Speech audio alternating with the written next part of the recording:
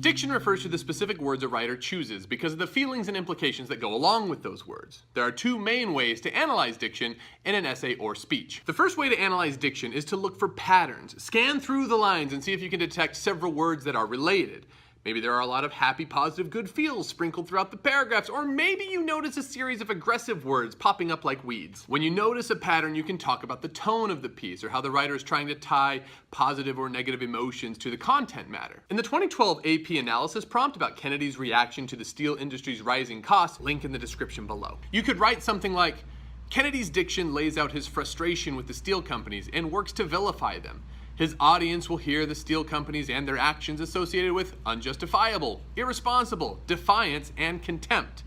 These associations help Kennedy put pressure on the steel companies through public shaming. Another way to analyze diction is to discuss the importance of a single word and what it means through denotation and connotation. You can use some of the same words you found in your word pattern, and you can find some new ones. For instance, you could write about the use of defiance by discussing its definition, resisting authority, and how that places the steel companies at odds not only with American interests, but how they also deliberately go against the president's wishes. That would be analyzing denotation. You could also write about it by connecting defiance with other associations like rebellion, which might look more like this. Kennedy's use of the word defiance puts the American steel companies at odds with American interests. Furthermore, defiance conjures up ideas of rebellion and maybe even immaturity.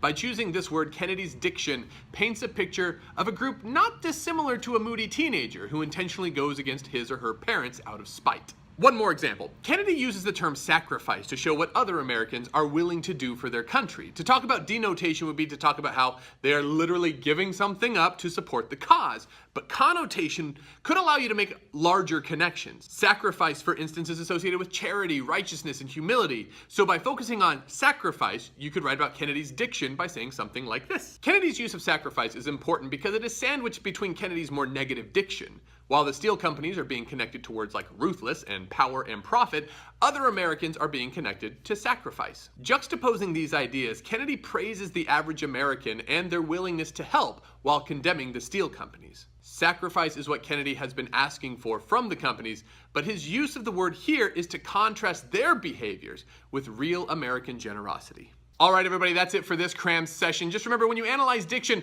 look for patterns and pay special attention to different associations that could add layers of meaning. Farewell, good people, and good luck.